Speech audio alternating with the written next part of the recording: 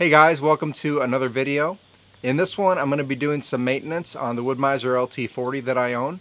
And I'm going to show you what part it is that I'm going to be replacing today. It would be this, which is the guides for the blades on the sawmill. Alright, on pretty much all Wood-Mizers they use these particular guide bearings, and the part is A04925. And what you get when you buy it is, what this is really is a rebuild kit. And what you get is you get the bearing with all of the assembled parts inside, so you don't have to take anything apart.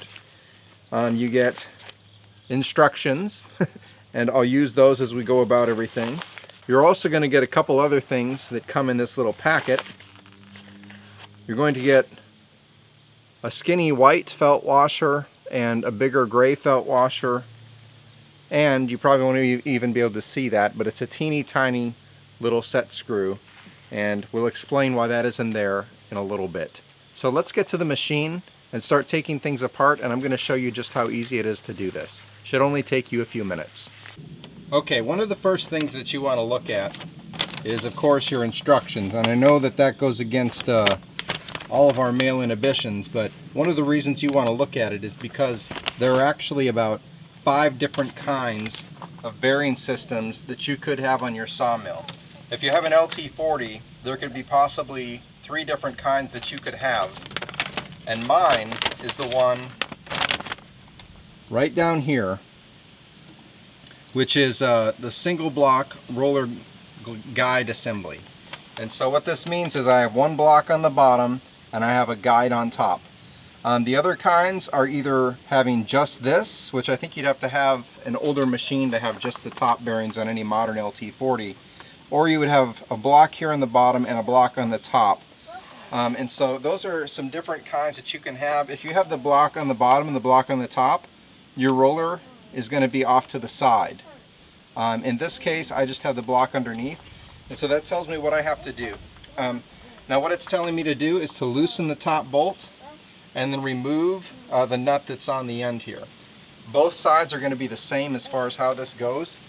You're going to have a 3/4 inch on your nut here, and you're going to have a 7/16 on the top here. So let's go ahead and see if we can get this out of here. It tells me in the directions to turn this approximately 3 times.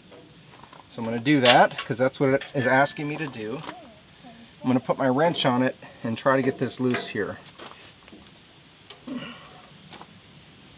And just so you know, before I got to this, I sprayed it down with a significant amount of PV Blaster and then some lithium grease spray that PV Blaster also makes. And so even though this has been on the machine for a while, it makes it easy. You'll also notice that I have not removed the blade, and I recommend that you do that before you go ahead and get too far into this. I'm going to leave mine on, but just leave the tension off.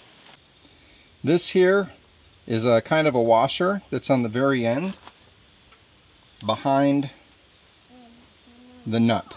Okay, so when you loosen this back here, it allows the entire bracket to loosen. We'll see, yep, that gives me just enough to get this out.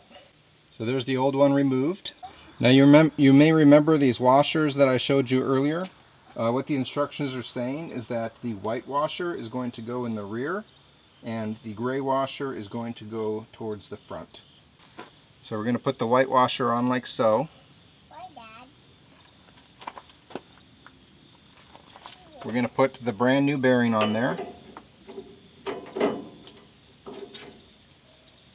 Gray washer.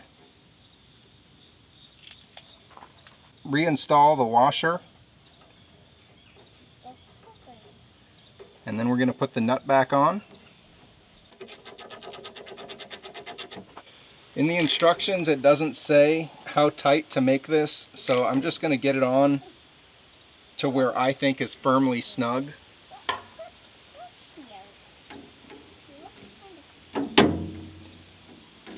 And you may need to consider if you have to realign or not. Since I'm just doing this simple replacement, I'm going to put it in and then check all of that after I get the other one on.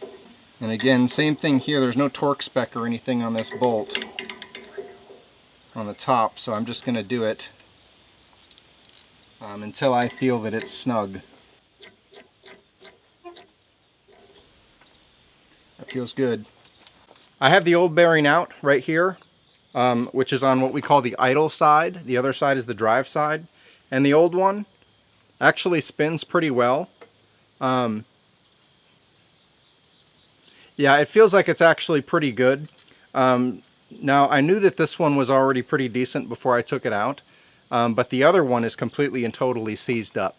And I had to spray it with a ton of lubricant to get it going, and it's just very, very hard to turn.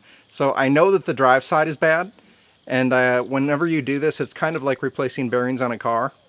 If one goes, probably the other is going to go shortly thereafter. So it's a good idea to replace both of them. For those of you that are wondering, it's about $100 to replace both bearings on the machine. And it's, as you can see, it's a really easy job. It's really simple to do. And so I'm going to go ahead and do the other one. The only other thing that you need to be aware of when you do this is that there are two types of these roller bearings that you can have. One is a greasable, so you would use a grease gun and just regularly grease it. And the other one is like these, and these are sealed. And perhaps you have a preference for one or the other. And if you have a greased bearing, then the assembly is going to be a little different. And you can also change these out. So if you have a non-greasable and you want a greasable, or vice versa, you can order the parts from Wood-Mizer and change them out when you need to. You know, when one starts to seize up or get a little grindy, then you can go ahead and change it out. If you wanted to switch, even do that. And the only difference is there's a set screw that you would have to put in for the greasable one to make it non-greasable. And the opposite operation, you'd have to take a set screw out and put a grease zerk in there if you went to a greasable. I like, personally, my preference is the non-greasable version. It's just one last thing that I have to worry about, even though, of course, the debate rages that perhaps the greasable ones do last longer if you maintain them. But this is my preference for now. I'm going to go ahead and do the other side. And folks, that's really all I have to show you in the video. I just wanted to show you how to do that one so that you might be able to do it at home. Or if you were going to do this on your machine and wondering how difficult it would be, hopefully give you some assurance as to how easy this job actually is. If this video has been helpful for you, then please go ahead and hit that subscribe button. And hit the like button, hit that bell, and be the first to be notified for all new videos that are coming out. Thanks for watching, guys. God bless you.